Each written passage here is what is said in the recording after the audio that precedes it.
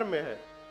ये भैया मानस जी है ना, ये लाल कपड़े में बांटा जाएगा 9वें दिन।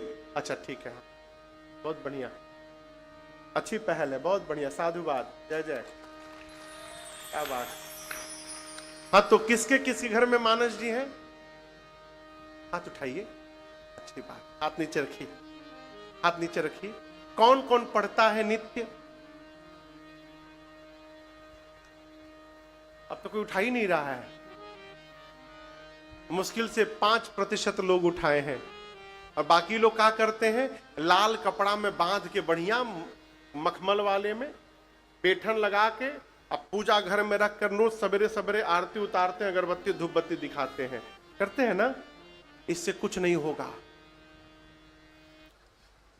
किताब में पढ़ी हुई विद्या जब तक किताब से निकलकर मस्तिष्क में न पहुंचे तब तक उसका प्रभाव आपके जीवन में नहीं आएगा। हमारा ही रुपया यदि आपके हाथ में है तो हम माने रहे कि हमारा रुपया है, हमारा रुपया, हमको कुछ मिलेगा नहीं। हमारे काम कब आएगा? जब वो हमारे हाथ में आएगा। पुस्तकें पढ़ी विद्या पर हस्ते गतम धनम। एक आदमी था, आदमी, मैं कथा बार बार सुनाता हूं, फिर सुना रहा हूं आपको। बाबूजी, एक आदमी था, बड़ा होमवर्क किया था, वो अपने 55 रिलेटिव का नाम लिखा था एक डायरी में, 55 रिलेटिव्स का नाम लिखा था, और हर रविवार को अपने एक रिश्तेदार के घर जाता था। इतना होमवर्क किया था कि एक रिश्तेदार के पास साल में एक ही बार जाना पड़े। संडे को जाए, सवेरे 10 बजे जाके बैठ जाए, चाय पानी पिए। बोले भाई साहब क्या बताऊं, उस समय एटीएम ओटीएम नहीं होता था, आज से 30-35 साल पहले की बात है। जाकर गए, भाई साहब क्या बताऊं, आज तो रविवार है, बैंक बंद है, बैंक में बहुत रुपया है, बहुत रुपया है बैंक में, बहुत रुपया है बैंक में, लेकिन बैंक तो आज बंद है, क्या बताऊं। 5,000 रुपया यदि आप दे देंगे ना तो आनंद हो जाएगा।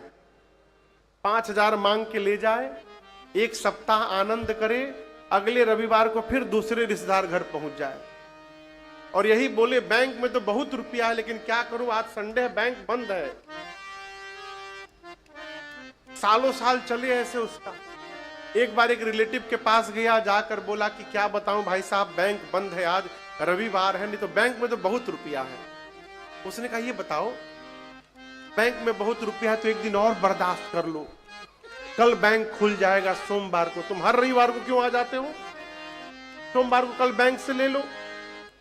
बोला कि बैंक तो कल खुल जाएगा, लेकिन मैं ले नहीं पाऊंगा बैंक से। बोला क्यों? बोला बैंक में रुपया तो है, लेकिन उस बैंक में मेरा अकाउंट नहीं है। तो उसकी बात सही है, बैंक में बहुत रुपया है, लेकिन जब तक आप अकाउंट नहीं खोलिएगा, उसमें कुछ क्रेडिट डेबिट नहीं करिएगा, तब तक आपको क्या मिलेगा? कुछ नहीं मिलेगा। उसी प्रकार इस रामचरितमानस रूपी बैंक में बहुत ज्ञान है, ये सत्य है, लेकिन हमको आपको इसमें अकाउंट खोलना पड़ेगा, अपना समय इसमें क्रेडिट करना पड़ेगा, और इसका ज्ञान इसमें से डेबिट करना पड़ेगा, तब जाकर इसका लाभ मिलेगा। इसलिए मानस को पढ़िए। एक व्यक्ति से मैंने पूछा कि आप पढ़ते हो? बोले महाराज संस्कृत में लिखे ना गोस्वामी जी, समझ में नहीं आता। अब सोचिए, उसको ये पता नहीं कि गोस्वामी जी किस भाषा में लिखे हैं, किस भाषा में लिखा है आपको पता है? अवधि में। और इसका प्रभाव क्या है मैं आपको दिखा रहा हूं। गीता का श्लोक कितने लोगों को याद है? गीता का एक श्लोक, 1-2 श्लोक हमरो याद है, हाँ भैया को भी याद है, सबको नहीं याद है। अच्छा, शिव महापुराण का एक श्लोक कितने लोगों को याद है? वहां विप्र देवता है, उनको याद है, बस हमको भी नहीं याद है। श्रीमद् भागवत महापुराण का एक श्लोक कितने लोगों को याद है? अभी भी 4-5 लोग हाथ खड़ा किए केवल।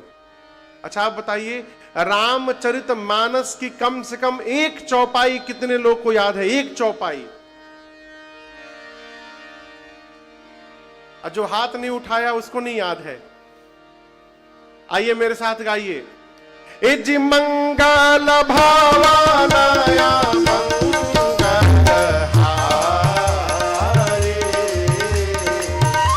मंगल भाव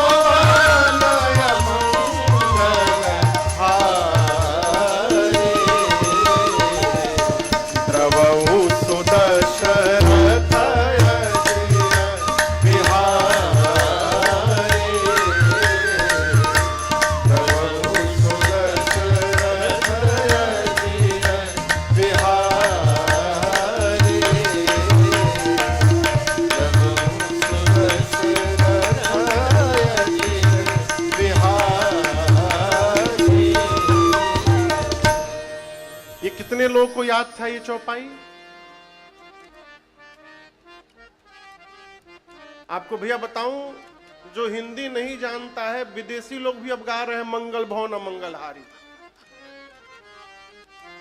ये रील बनाने वालों ने ऐसी दुर्गति की है इस चौपाई की, हम आपको क्या बतावें। लेकिन उसका एक लाभ जानते हैं क्या है? जो सनातनी नहीं है वो भी गा रहा है मंगल भवनम मंगलहारी, ये इसका लाभ है?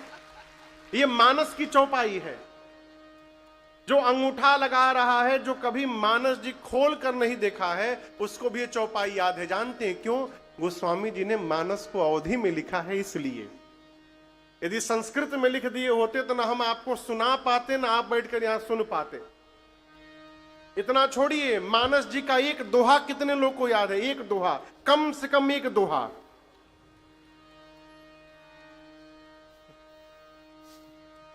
आपको भैया एक दोहा याद है? मानस जी का एक दोहा याद है आपको? बाबूजी, मानस जी का कम से कम एक दोहा याद है?